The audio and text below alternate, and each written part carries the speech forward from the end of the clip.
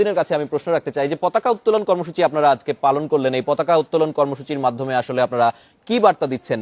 জাতীয় পতাকা হাতে এই ধরনের কর্মসূচি কি কারণে?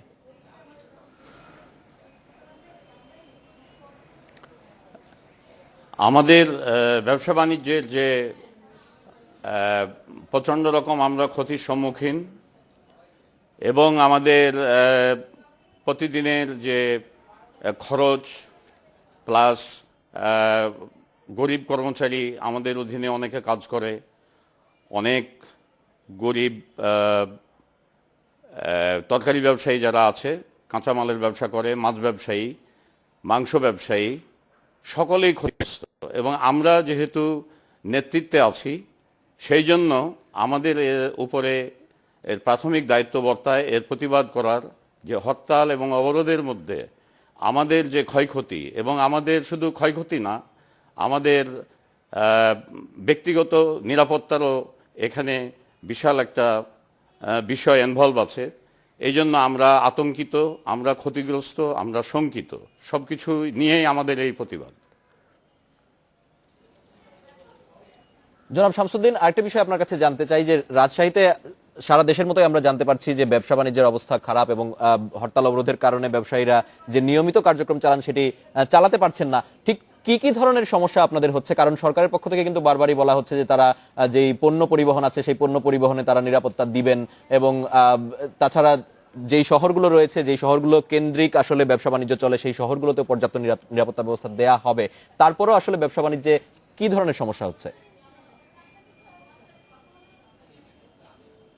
সমস্যা হচ্ছে যে আপনার ট্রান্সপোর্ট সমস্যা, বিভিন্ন জায়গা থেকে, গ্রামে গঞ্জে থেকে যে সমস্ত তরিতরকারি আসে, তারপরে ইম্পোর্টের মাধ্যমে যে সমস্ত জিনিসপত্র আসে, ঢাকা থেকে যে সমস্ত জিনিসপত্র আমরা এখানে পাইকারি দরে নিয়ে এসে এখানে খুচরা বিক্রি করি, অনেক সময় পাইকারি বিক্রি করি, সেগুলি ট্রান্সপোর্টের অভাবে সেগুলি সঠিকভাবে আমাদের এখানে আসছে না। আমরা ব্যবসায়ে নিত্যদিনে যোগান দিতে পারছি না। আর আর তাছাড়া আপনার এই নিরাপত্তার বিষয় জড়িত আছে। বিভিন্ন দিক দিয়ে আমরা ব্যবসা ঠিক সঠিকভাবে, সুষ্ঠুভাবে আপনার আমাদের নিরাপত্তা সব কিছু চিন্তা করেই আমরা সঠিকভাবে চলতে পারছি না। তাছাড়া জীবনের নিরাপত্তার বিষয় আছে। জনাব শামসুদ্দিন, আপনি আমাদের সাথে থাকুন, আমরা বগুড়ায় ঘুরে আসি মোহাম্মদ এনামুল হকের কাছ থেকে। জনাব এনামুল, আপনার কাছে যেটি জানতে চাইবো যে আমরা রাজশাহীর কথা শুনছিলাম, বগুড়ায় তো কৃষি পণ্যের জন্য বেশ গুরুত্বপূর্ণ ভূমিকা পালন করে সারা বাংলাদেশেই। সেই কৃষি পণ্য পরিবহন এবং সেই কৃষি পণ্য সারা বাংলাদেশে পৌঁছে দেওয়ায় আপনাদের কি ধরনের সমস্যা হচ্ছে? জি, ধন্যবাদ আপনাকে। আমি কৃষি পণ্যের কথা বলতে গেলে গোটা উত্তরাঞ্চলের নর্থ বেঙ্গলে সবচেয়ে কৃষিপণ্য এবং সবজি উৎপাদনের এত প্রচুর উৎপন্ন হয়, যা দ্বারা বাংলাদেশে বিভিন্ন জায়গায় এই খাদ্য মানে সবজিটা পৌঁছানোর পর তারা কিন্তু লাভবান হয় এবং কৃষকও লাভবান হয়। আমি মনে করি বগুড়ার এই বৃহত্তর অঞ্চলের কৃষিপণ্য মানে যেভাবে ক্ষতি হয়েছে, আমার মনে হয় বাংলাদেশে এত ক্ষতি কোনো ডিস্ট্রিক্টে কোথাও হয়নি। মানে কৃষক সবচেয়ে ক্ষতিগ্রস্ত পুরা নর্থ বেঙ্গলের লোকের। আমরা একটু বরিশালে ঘুরে আসি। এখন বরিশালে জাহাঙ্গীর হোসেন মানিক আছেন আমাদের সাথে। জনাব মানিক, আপনার কাছে জানতে চাচ্ছি যে বরিশালে তো আমরা জানি যে নৌপথ একটি গুরুত্বপূর্ণ ভূমিকা রাখে এবং প্রধান যাতায়াতের মাধ্যম এবং পণ্য পরিবহনের মাধ্যম হিসেবে নৌপথই গুরুত্ব পেয়ে থাকে। সড়ক পরিবহন এবং রেল পরিবহনে যে ধরনের সমস্যা হচ্ছে, নৌ পরিবহনে আসলে এই হরতাল অবরোধ এবং যে সহিংসতা চলছে সেটির কি ধরনের প্রভাব পড়ছে? আপনাদের কি ধরনের সমস্যা হচ্ছে? আপনি শুনেছেন ইতিমধ্যেই আমাদের বরিশাল চেম্বার অফ কমার্সের সভাপতি সাইদুর রহমান রিন্টুর বাংলাদেশের সর্ববৃহৎ লঞ্চ সুন্দরবন নেভিগেশন, সেই লঞ্চের আগুন দেওয়া হয়েছে। পারাবাত লঞ্চ কোম্পানির লঞ্চে আগুন দেওয়া হয়েছে। মানুষ আতঙ্কিত, লঞ্চে যাত্রী উঠতে চায় না, লঞ্চে মালামাল পরিবহন করতে চায় না, এবং লঞ্চের সাথে শুধু যাত্রী মালামাল পরিবহন করা হয়, কিন্তু মূল সমস্যাটা হচ্ছে বাহির থেকে ট্রাক যোগে যে সমস্ত মালামাল আসে তা আসতে পারতেছে না। এখানে আমরা ব্যবসায়ীরা আজকের যে মানববন্ধন করছি, আমাদের এখান থেকে মাছ, বরিশালে বিশাল একটা মাছের বন্দর, এখান থেকে মাছ বাহিরে চালান হয় বিভিন্ন জায়গায়। আমরা বরফ উৎপাদন করতেছি, কিন্তু এই বরফগুলো আমরা বাইরে পাঠাতে পারছি না, কারণ মাছ যাচ্ছে না, ট্রাক যাচ্ছে না। এবং এই উৎপাদন করে আমি এটা যেহেতু বিক্রি করতে পারতেছি না, আমার বিদ্যুৎ বিল যাচ্ছে, সরকারের ট্যাক্স আমাকে দিতে হচ্ছে, কিন্তু আমার এই ক্ষতির সম্মুখীন থেকে আমি রেহাই পাচ্ছি না। শুধু লঞ্চই আমাদের সমস্ত জায়গায় আমাদের সারা দেশের অর্থনৈতিক মেরুদণ্ড ভেঙে গেছে। আমরা এজন্য খুলনার আজকের পরিস্থিতিও আমরা- একটু জি বলেন। আমরা একটু খুলনার পরিস্থিতিও জেনে আসি, আপনাদের সাথে থাকুন। জনাব সাইফুল ইসলাম যোগ দিচ্ছেন আমাদের সাথে খুলনা থেকে, এবং আমরা জানি যে সারা দেশের মতো খুলনায়ও আসলে ব্যবসায়ীরা অনেকভাবেই ক্ষতিগ্রস্ত হচ্ছেন। কিন্তু আপনার কাছে জনাব সাইফুল, যেটি জানতে চাইবো যে ব্যবসায়ীরা যে আজকে পতাকা হাতে নিয়ে কর্মসূচি পালন করলেন, এবং এর আগে অনেক আগে থেকে আমরা জানি যে বিভিন্ন ধরনের প্রতিবাদ তারা জানাচ্ছেন, কিন্তু এ থেকে উত্তরণের উপায় আসলে কি, এবং ব্যবসায়ীরা আসলে এর পরবর্তী পদক্ষেপ হিসেবে কি করতে চাচ্ছেন? আপনাদের কোনো ধরনের পরিকল্পনা আছে কিনা?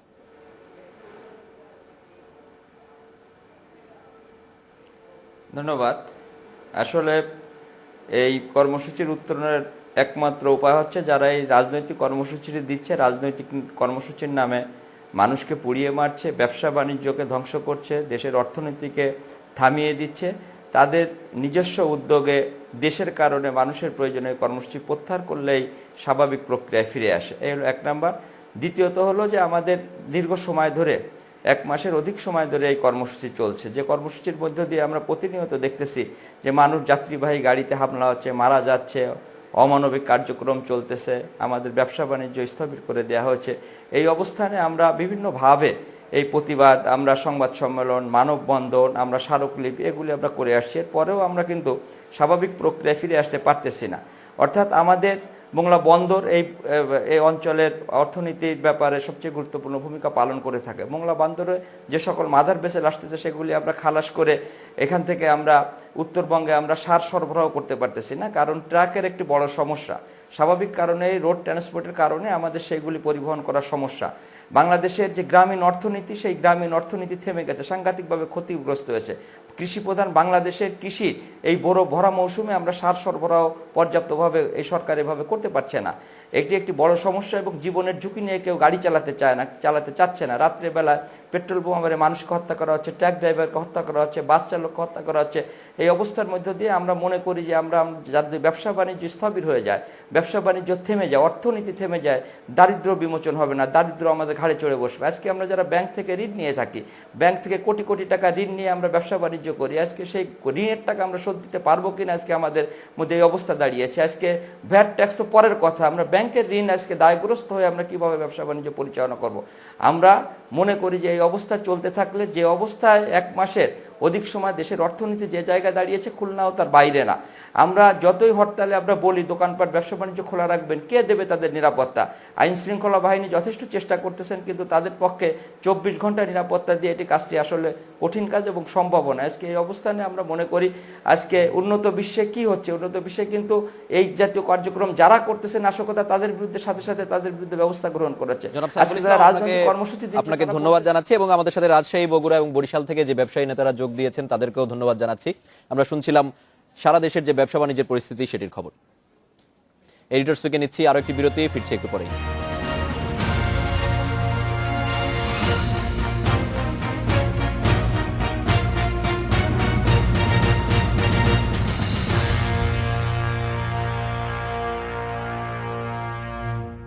স্বাগত আরেকবার। লাশের ওপর দিয়ে নয়, গণতান্ত্রিক প্রক্রিয়ার মধ্য দিয়ে ক্ষমতায় যেতে হবে বলেছেন প্রধানমন্ত্রী শেখ হাসিনা। কার্যালয়ে বসে থেকে বেগম খালেদা জিয়া কি বিপ্লব ঘটালেন তা নিয়েও প্রশ্ন তোলেন তিনি। বলেন, সকালে সচিবালয়ে ধর্ম মন্ত্রণালয় পরিদর্শনের সময় প্রধানমন্ত্রী এসব কথা বলেন। শুক্রবার আর শনিবার আমরা পরীক্ষা ধর্ম বিষয়ক মন্ত্রণালয়ের ৭৫-এর পর সব সরকার ধর্মের নামে রাজনীতি করলেও ইসলাম ধর্ম প্রচার ও প্রসারে কেউই কাজ করেনি বলে আক্ষেপ করেন প্রধানমন্ত্রী শেখ হাসিনা। বিষয়গুলি নিয়ে আমরা আলাপ আলোচনা করতে। এ সময় তিনি বিএনপি জামাতের তীব্র সমালোচনা করে বলেন, দেশের আগামী প্রজন্ম যাতে শিক্ষিত ও সচেতন হতে না পারে তার জন্যই এসএসসি পরীক্ষার সময় কর্মসূচি দেওয়া হচ্ছে। রুটিনটা পরিবর্তন শুক্র শনিবারে দিয়ে দিয়েছি। এই সপ্তাহে যে 2টা পরীক্ষা ছিল, তো জামাত আর বিএনপি ধর্মের নামে ব্যবসা করে বেড়ায়, এদের তো কোনো বিশ্বাস নাই। হয়তো দেখা গেল শুক্রবারেও বোধহয় হরতাল দিয়ে দেবে কিনা কে জানি। এদের সুমতি দিক, এরা মানুষ পুড়িয়ে মারা এটা বন্ধ করুক। আর এই এসএসসি পরীক্ষার সময় এই হরতাল অবরোধ বন্ধ করুক, ছেলেমেয়েরা যেন ভালোভাবে পরীক্ষা দিয়ে পড়াশোনা করতে পারে, অন্তত সেই পদক্ষেপটা নেবে, এটাই আমরা আশা করি। কারণ বিএনপি প্রতিহিংসার রাজনীতি করছে মন্তব্য করে প্রধানমন্ত্রী বলেন, দলটি আন্দোলনের নামে নিরীহ মানুষ পুড়িয়ে কি অর্জন করলো তাও প্রশ্নবিদ্ধ। এই ধ্বংস করা, মানুষ মারা, মানুষের লাশ ফেলা আর পুড়িয়ে পঙ্গু করে দেওয়া ছাড়া তো আর কোনো অর্জন তাদের নাই। এটা করেই যদি তারা মনে করে যে বিরাট কিছু করে ফেলেছে, তাহলে জাতির জন্য এটা দুর্ভাগ্যের। কারণ এরা দেশের নেতৃত্ব দেবে, এরা ক্ষমতায় ছিল, আবার ক্ষমতা যাওয়ার স্বপ্ন দেখে, কিন্তু সেই ক্ষমতা মানুষের লাশের উপর দিয়ে কেন? সেটাই আমার প্রশ্ন। যে ক্ষমতায় যেতে হয়